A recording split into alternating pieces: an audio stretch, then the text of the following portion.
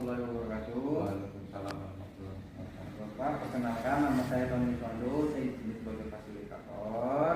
Bapak dengan Pak siapa namanya? Karson. Pak Karsono. Oke, Pak Karsono. Saya di sini akan menjelaskan tentang cara edukasi tentang istirahat yang cukup. Jadi langkah-langkah yang dilakukan adalah apa? Jadi nanti Pak Karsono bisa menjelaskan terhadap pasien apa saja sih cara-cara istirahat yang cukup itu, atau syaratnya apa aja sih. Jadi syarat istirahat yang cukup itu ada dua ya Pak Karsono ya. Jadi nanti Pak Karsono jelaskan ke pasien seperti itu. Yang pertama yaitu dengan syarat yang pertama adalah kuantitas, kemudian syarat yang keduanya dengan kualitas. Kalau kuantitas itu seperti apa? Kuantitas itu adalah dengan tidur minimal 7 jam per hari. Kemudian dengan kualitasnya yang baik. Apa aja sih kualitas tidur yang baik itu? Pak Karsono sampaikan kepada pasien bahwa kualitas tidur yang baik adalah tidur yang tidak terbangun di tengah malam, kemudian tidur dengan berbaring, lelap tidurnya, kemudian bangun pada pagi hari itu dengan keadaan segar. Nah, tujuan dari tidur itu sendiri apa aja sih? Tidur itu adalah bisa salah satu istirahat yang bisa menyebabkan kembalinya energi seseorang. Jadi pada saat bangun tidur tubuhnya bisa menjadi fit kembali.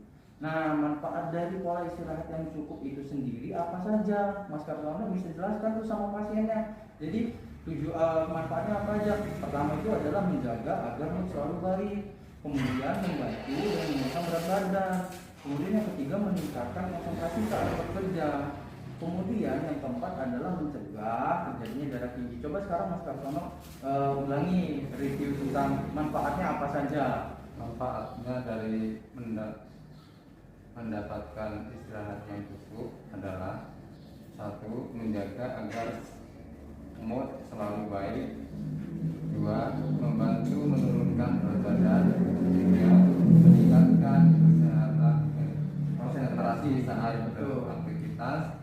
Dan keempat, yaitu mencegah tekanan darah tinggi. Nah, itu tadi adalah edukasi tentang istirahat yang cukup terhadap pasien. Jadi nanti Mas Karsono bisa sampaikan ke pasien seperti itu ya.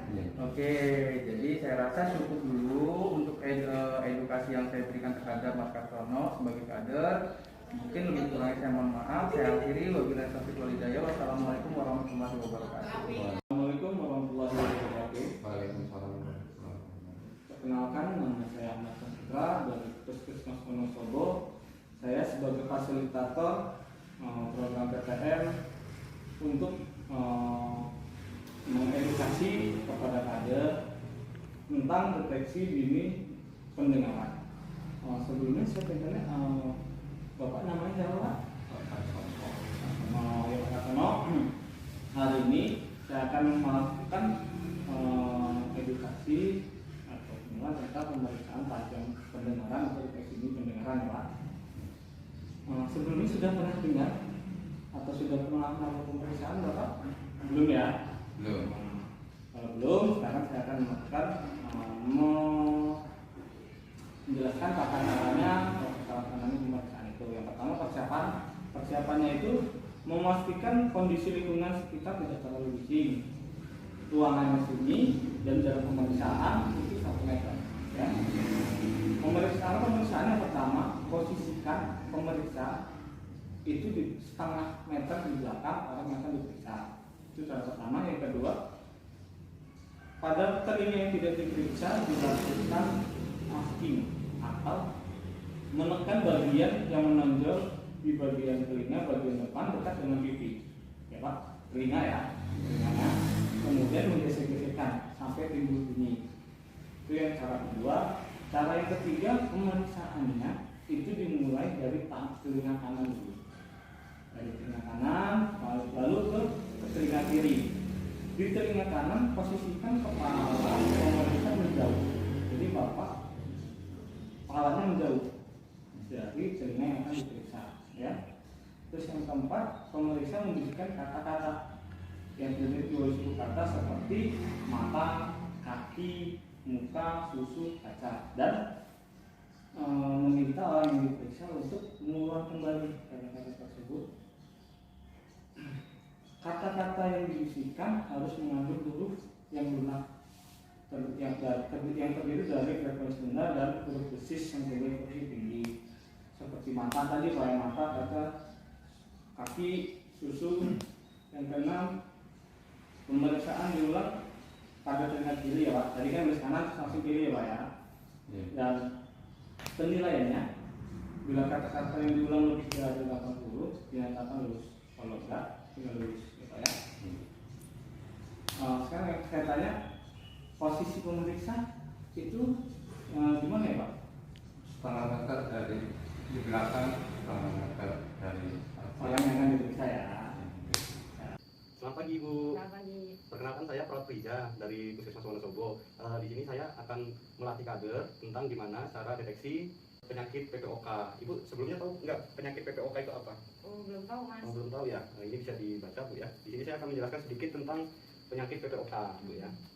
Penyakit PPOK itu adalah salah satu penyakit gangguan pernapasan. Kalau di tempat kita biasanya disebut dengan paru-paru kotor ya.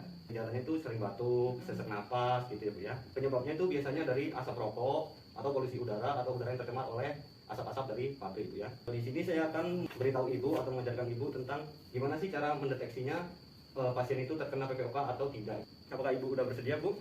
Iya Pak. Nah di sini ada namanya kuesioner PUMA Bu ya. Cara pengisian kuesioner PUMA ini yang pertama ini kan ada satu perempuan atau laki, di sini jenis kelamin ya. Kalau perempuan dia di checklist di angka yang 0, kalau laki-laki dia di checklist di angka yang 1. Yang kedua yaitu usia dalam tahun. Ini di checklist ya di antara Di kotaknya. kotak-kotaknya ini ya Bu ya. Poin ketiga yaitu kategori merokok atau tidak merokok Bu ya.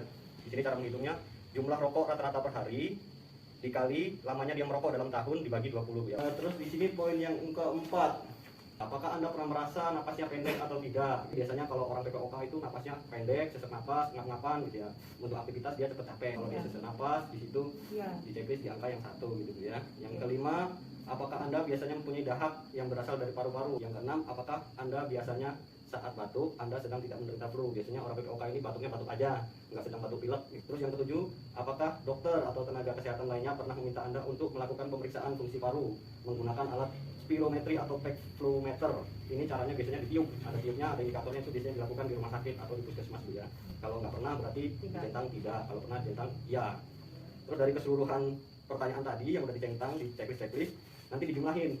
Skornya kalau dia kurang dari 7 berarti dia belum terkategorikan terjangkit PPOK. Kalau dia udah lebih dari 7 itu beresiko PPOK atau dicurigai PPOK. Dari sini ada yang ingin ditanyakan Bu? Itu ada rentang batuknya nggak Pak? Maksudnya gimana tentang batuknya? 40 hari atau pokoknya dia batuk terus aja ya? Oh, dia batuk terus lebih dari 40 hari Bu ya. Dia sering batuk. Kalau batuk itu lama sembuhnya bisa berbulan-bulan gitu Bu ya. Sudah paham Bu ya? Sudah. Sekarang coba Ibu jelaskan kembali kepada saya gimana cara pengisian kuesioner PUMA ini Bu ya. Nah, kuesioner PUMA itu yang pertama jenis kelamin. Kalau perempuan dia conteng yang 0, kalau laki-laki conteng nomor 1. Iya betul. Terus dijumlahin, kalau skornya lebih dari 7 berarti beresiko PPOK. Iya betul Bu ya. Jadi dari kuesioner ini nanti Ibu bisa tanya ke masyarakat atau warga yang dicurigai dengan penyakit PPOK ya. Biasanya pasien itu sering batuk-batuk, itu sering mengeluh batuk, sesak napas, mudah capek. Nanti Ibu bisa screening dengan kuesioner ini untuk deteksi apakah Bapak ini beresiko terjangkit penyakit PPOK atau tidak gitu Bu ya. Nanti kalau memang skornya lebih dari 7 disarankan untuk pergi ke puskesmas untuk menjalani pemeriksaan lebih lanjut Bu ya. Oke Pak. Oke Bu ya. Kalau begitu Ibunya sudah jelas, sudah bisa mengerti penggunaan kuesioner ini. Saya ucapkan terima kasih Bu ya, sudah bersedia menjadi kader dari penyakit PTM ini.